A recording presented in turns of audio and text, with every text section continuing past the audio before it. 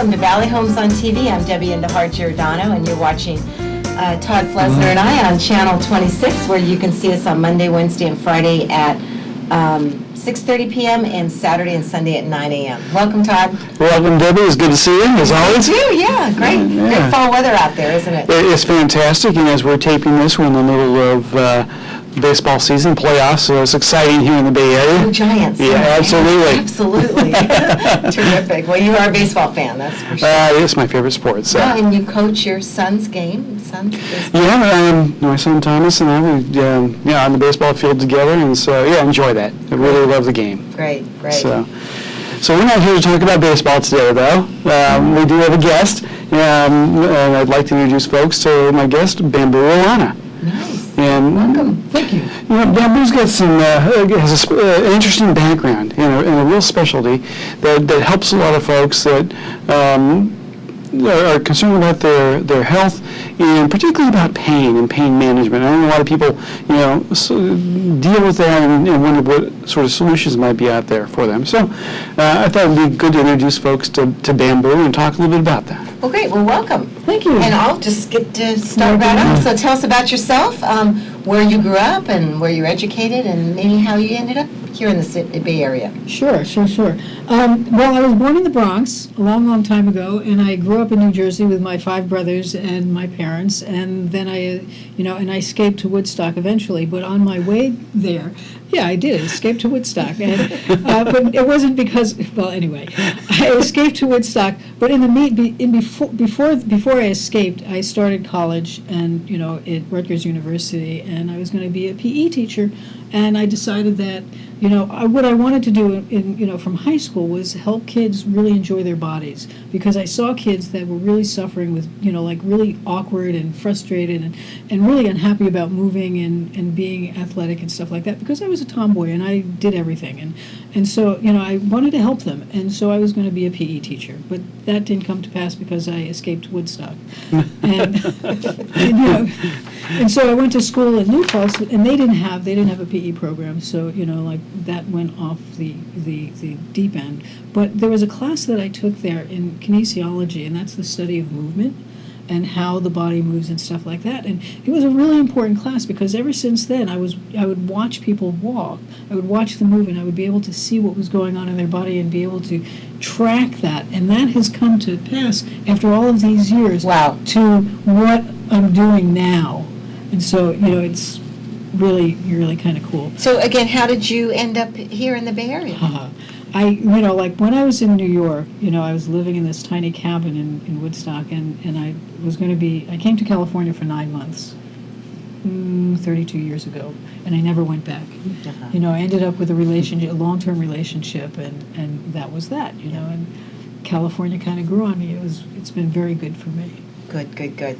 And I lived in San Francisco for 18 years, and I moved to Mountain View, and then I moved to Los Gatos, and now I live in Felton. Uh-huh. Nice. And so I have the trees. And you can have those open concerts out there, huh?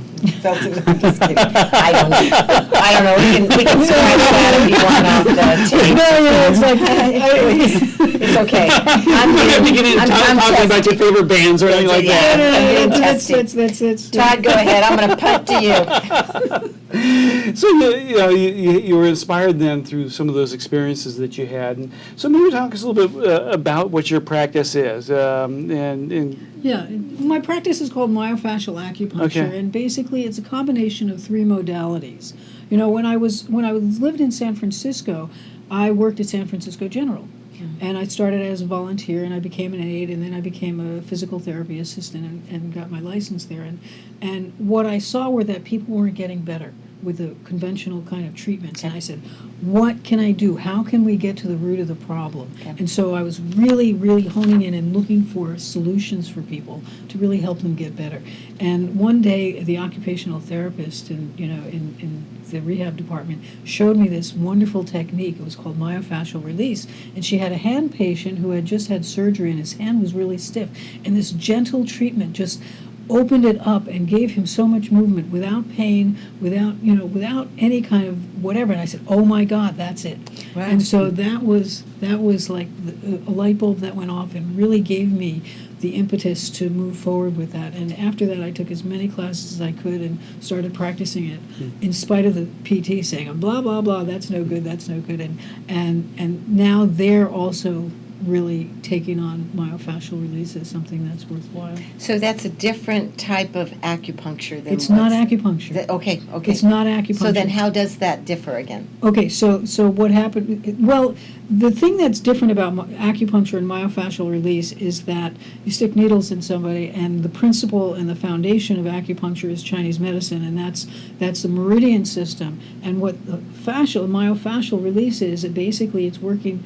My perception, there are lots of different stories about what myofascial release is and how it works, and there's lots of controversy, but I've been doing it for 22 years, and you've seen results. Absolutely. You know, it's the most amazing work, and I'll say more about that in a moment.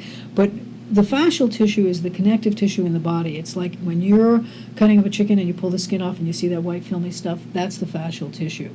And that stuff goes from head to toe in a continuous web. You know, we used to think it was layers and sheets, but it's a web, and you can even see on, in electron microscopy how the collagen fibers go into the muscle cells, and we never knew that before. And so basically, it's holding the body together, and the structure of it also, it's so complex. Even though doctors and most medical people want to see it as basically just simple structural support and protection, it's so much more. And so when we work with it, we're actually, and the combination of where it fits together with acupuncture is that the meridians run through the fascial system. Because everything, all the points, all the meridians go everywhere in the body, and it connects everything to everything. And the fascial tissue connects everything to everything. And so when you're working with the fascial tissue, you can engage the meridians, you can engage points to get releases throughout the whole body. And that's something that most people don't do. Makes sense. And it's really awesome. So this sounds real specialized. So do you have specialized training and background in this? Well, I've gone through school as an acupuncturist, and I did that. And while I started studying acupuncture in '95 and myofascial and cranial work in '93, and as soon as I was able to start, I couldn't separate them. It's like I see the body and I see fascial tissue. It's like I don't see just points. I see what's going on here in the body. And so I've taken hours and hours of training in myofascial and cranial work. Cranial work is the deepest layer of the fascial tissue. That's the dural membrane of the brain. It goes all the way down the spine, and it connects through the fascial system throughout the whole body. And so you can access that. I mean, people say, oh, you can't do that, but you can. It's like, I don't care about the controversy. I know what happens. And so, you can connect to it, and that's even more complex. There are ways of, can I tell you a story? Sure. So I took a couple of dissection classes through the Upledger Institute, which is a major teacher, program for craniosacral work. And what we did is, this may seem, like little gory or stuff like that, but we took the gray matter out of the brain, and so we just had the membrane all the way and through and when we pulled on the membrane, we could see the toes wiggle. And when we wiggled the toes, we could see the membrane move, which basically told us that you touch anywhere in the body and you can connect to anything anywhere else. And that was a very physical, explanation or demonstration of what was going on. Well, Bamboo, I was going to ask you what you like best about your profession. So I think maybe you've touched. I mean, I guess results. The results. Getting people. It's really transformational work, because when people come in and they've got chronic pain, and they haven't been able to get better, and they've been around the block, they've seen the doctors and the chiros and the massage therapists and everybody, drugs and everything, and they're almost hopeless. They don't know what's going on, and they really can't get better. We look at the body really differently, and so we're looking for because everybody goes to where it hurts, and where it hurts is usually not where the problem is.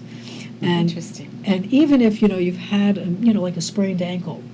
People will sprain their ankle over and over again. And what happens is that the body compensates when, I'm not walking on my foot, and so they hike their hip, and that hip stays hiked, even though they're walking sort of normal. and it pulls all the way down into the foot and causes things to not work as well as they can. And so you have to kind of clear everything that's going out. It can go all the way up to the head. I know lots of people are going to say that's nuts, but it's really not. And so what we're looking at doing is undoing that. And so it's a mystery, it's an exploration, it's help. It helps people really open up to their lives, because when they've been in pain for so long, all they see is pain, and they can't see anything else. But when we start getting rid of the pain and they start getting better and better and better, Wow. then they can see their life in a whole different light. So I'm curious, you talked about that fascial tissue and the interconnection. I mean, is that part of the neurosystem? Is it part of the muscular system? Or is it a separate sort of thing in and of itself? The fascial tissue is a separate entity. However, what we found, in the last 20 years, there's been so much more research about fascial tissue. And one of the things that we found is that there are nerve endings, free nerve endings, which really are mechanoreceptors. And so when you press it or twist it or turn it or I have different kind of inputs, we'll have a different response and will react. And so they're all over the fascial tissue. In fact, there are more nerve endings in the fascial tissue than anywhere else in the body. And so it basically, when we're working with the fascial tissue, we're also working with the nervous tissue. And because it's so intimate with the muscles and the muscle tissue, it really has an effect. But how you work with the fascial tissue is going to be different than working with the muscles, because muscles stretch. Okay, so we talked about the rewards, and obviously there are many. What do you find really challenging? What are the basic challenges in your career? The biggest challenge for me working with, is getting clients and people to hear and be willing to try something new and different. Because this is outside of the box. This is outside of the box in terms of how people work with bodies. It's like if you have a pain, people work where it hurts. They don't see the connection. And so getting people to really step into that and give it a whirl. I teach classes to people, like self-help classes, and I can also, I can give them tools and techniques that get them right out of pain. It's like, why don't they why are people just jumping at this? And I have no idea. So it's like, how can I bring them in? But when they experience it, they get it. Okay. So now, what sort of folks or cases are best suited for this sort of treatment? What are good clients for you? The most wonderful clients are those that have had, like old injuries, or new injuries, and they've had old injuries that they've forgotten about or, thought they were healed. Surgeries, scar tissue. Women with C-sections generally end up with, problems, pain problems that are far away from their lower abdomen. And they'll have pain in their chest or their shoulder or their elbow or, their rib cage or their neck or their arm and their leg.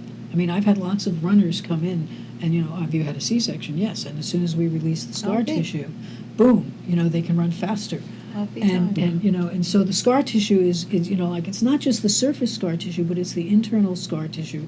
When everything gets cut, a C-section is really brutal. Back surgery, neck and shoulder surgery, all those surgeries, sports injuries, foot problems. I really like working with the feet because you get to the soul of the issue. And it's really fun. People think that like plantar fasciitis, is a problem in the foot. Sometimes it's in the foot, but a lot of times it's elsewhere. Like, when I've taught groups, to help themselves with plantar fasciitis, and we start with the head. And before we even get to the knee, they're out of pain or the pain is a lot less than it was. So it's a really diverse, kind of, chronic pain from old injuries, sports injuries, stuff. People who are really active and want to stay active and want to get back to active.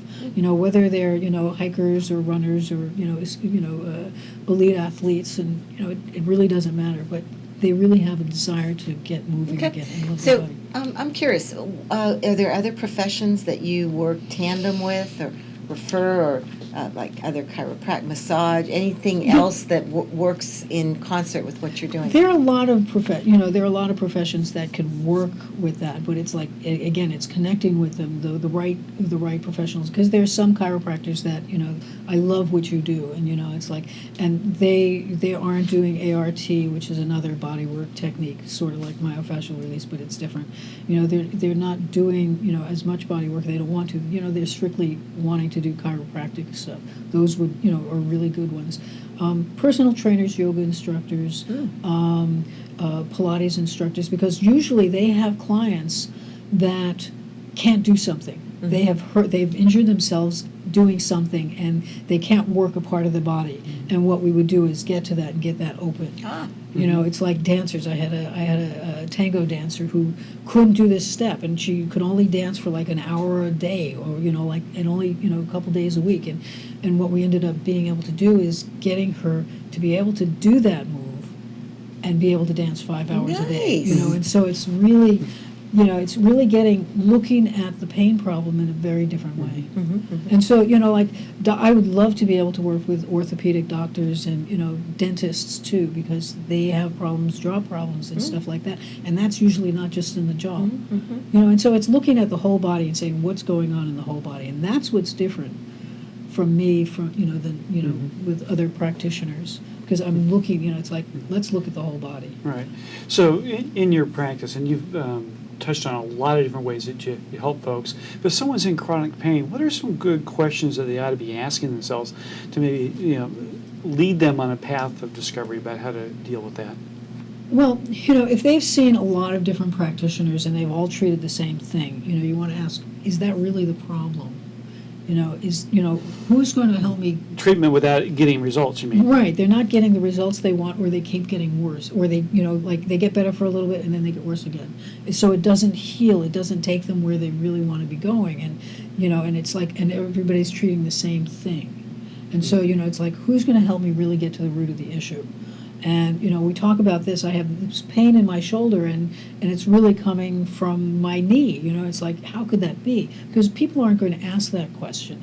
Is there something else? What kind of injuries, what kind of surgeries have I had? What else has happened in my body? Because it's all connected.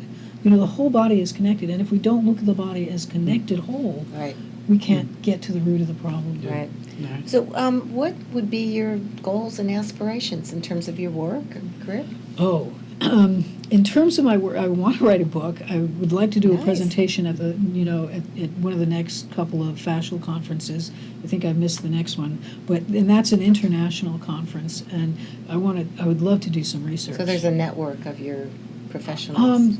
Yeah, a number of years ago, they got together, some researchers got together with some clinicians, and so there's a conference every couple of years, all over the world, and they get together and share research and clinical practice and stuff like that. So there's a real dialogue, what's really cool about that is that here we have researchers and clinicians having to work together, because the clinicians inform the researchers, and the researchers inform the clinicians about what's really going on. And without the connection between the two of them, the research wouldn't get as far, the clinical work wouldn't get as far.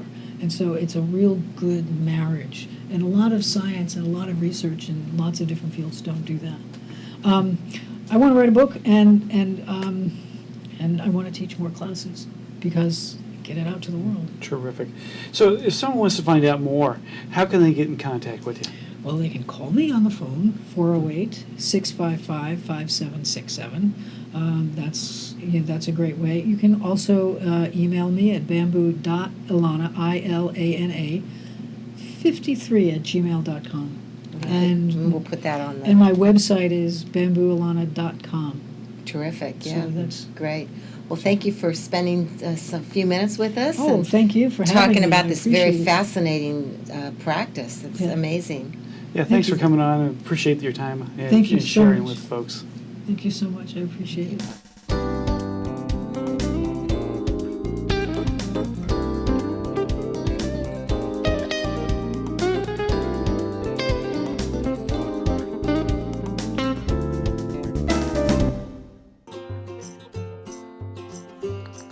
Think you found every hazard out here today?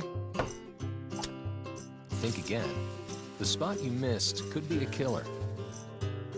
That spot on your skin could be skin cancer. Fact is, if you're a man over 50, you're in a group most likely to develop skin cancer, including melanoma, the kind that kills one person every hour. 1 in 5 Americans is likely to develop a form of skin cancer during their lifetime. That's why your best shot is to check for a spot. It's easy. follow through and check your skin. It could be the save of a lifetime. Go to spotskincancer.org to find out how. A message from the American Academy of Dermatology.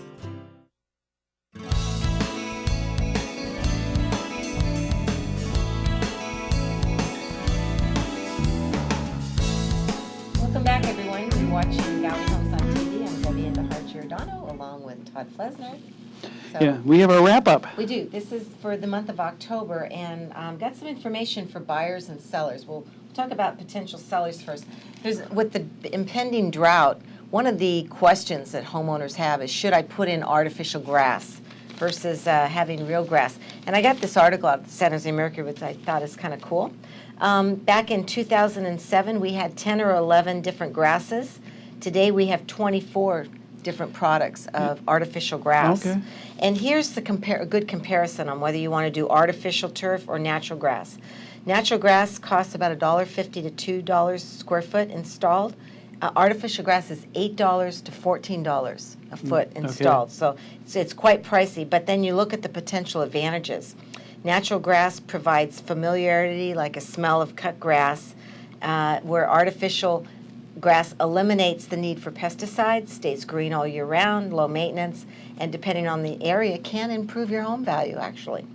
Maintenance, natural grass takes water, fertilizer, and reseeding and mowing. Artificial grass, you just need a little bit of water to wash away the dust and pollen, and any litter from animals that has to be taken care of. And then environmental impact. Natural emits oxygen and it's biodegradable. Artificial conserves water and is not biodegradable, but will eventually end up in landfill. So you have to think of those long-term impacts. And last but not least, potential problems. Natural grass has a continual need for maintenance and ongoing. Artificial concerns only about chemicals used in production and can separate if the actual grass will separate if it's not properly installed. So anyway, that's That's interesting. Thanks. Yeah. Because I've actually been thinking about that since we're in the middle of drought, Right. and I've got a brown lawn at this point in time. I've been wondering about that myself. Are there some advantages to going artificial versus? And we might look to have somebody on the show next time that that is in that field. I think I know a guy. Perfect. I want to talk about rates. First of all, the stock market has been like a roller coaster. Lot of for the last- volatility. Right. So let me ask you about interest rates. First, so many people have refinanced. Let me go back a minute. It says in the San Jose Mercury in late August, interest rates fell to not much more than 4%. If we're in a recovery, then how come mortgage rates are not higher? And one of the reasons they give is that so many people have refinanced. Is that true? Yeah, a lot of people took advantage of the lower interest rates over the last couple of years. We have seen a dip here recently, and currently rates are as low as they've been in the last 18 months. But there's always supply and demand. And then interestingly, you talked about volatility in the stock market. We saw a little bit of a correction coming into the fall in the stock market. We saw a couple days 200, 300 point drops in the Dow. And that uncertainty causes what we refer to as a flight to quality. All right, the bond market, which is a little bit more stable, you know what the rate of return is going to be there in the bond market, and therefore folks were buying bonds as a cover for the losses in the stock market. When that happens, interest rates typically will go down because of that demand. Well, and one of the other factors they give is real estate demand is down, and that's based on a national level, I think. Yes. So that would be true? Yeah, across the country, if you look at what the number of sales or the sales volume is for real estate right now, we're at very, very low numbers historically. Okay.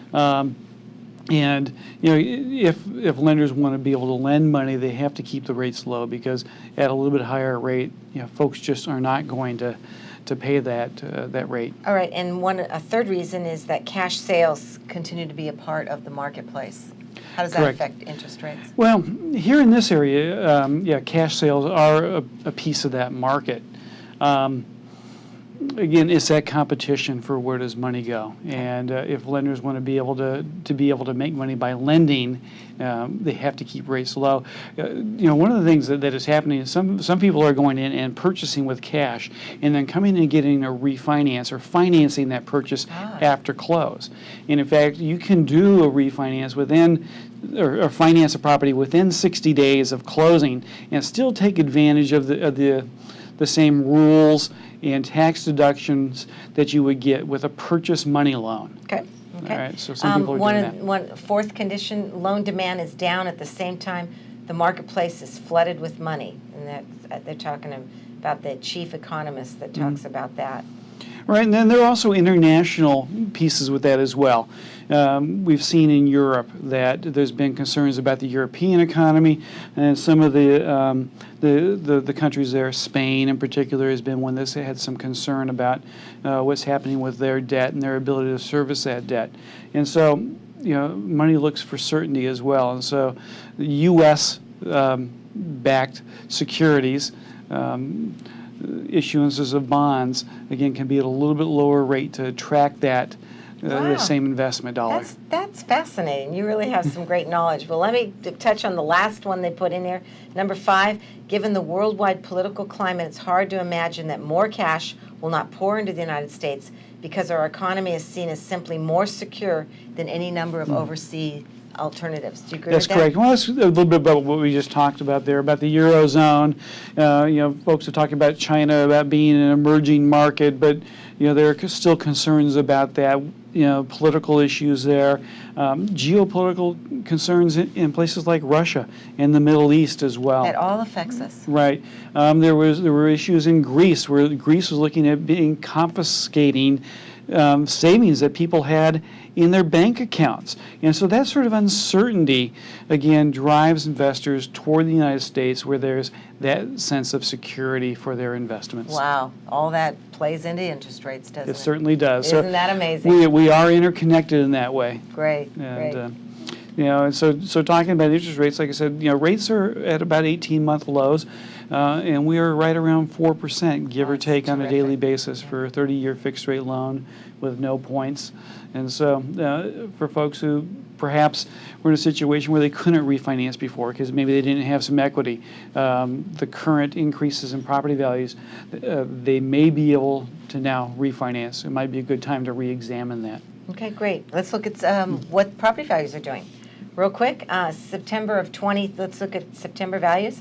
2013 and the Milpitas market, the average sales price for a single-family home was $707,000. The median price was $649,000, and that has shifted to last month in September. I've got it right here. The average price is $802,000, and the median price is $749,000. So we had a nice bump. I think what I've seen generally, I'd say at least about $100,000 in the market over the last year. And then the condo market saw September 2013 an average price of $505,000 and a median price of $501,000, and that shifted to last month in September 2014 to $570,000 for an average price, and a median price is $596,000. So nice we should all bought condos 10 years ago, and we would be retired by now. So. Well, we've seen a nice recovery in the real estate market. We have. Yeah, it's been good. So, well, terrific. Well, thanks for sharing the latest stats with folks. And if people have questions about the show? Yes, they can email me at giordanodj@aol.com. And Todd? T. Flesner at opusadvisors.com. Perfect. Well, see you soon, and enjoy the nice weather. Great. Thanks for joining us. Thank you.